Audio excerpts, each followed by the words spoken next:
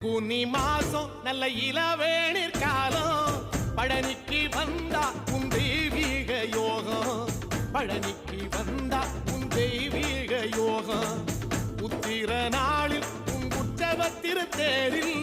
சிங்காரமாக உன் அலங்காரம் கண்டே அலங்காரம் காண நான் ஆனந்தமானே கைலாசன் மகராசா உன் வாசல் வந்தேனே குளிரான பன்னீரால் அபிஷேகம் கண்டேனே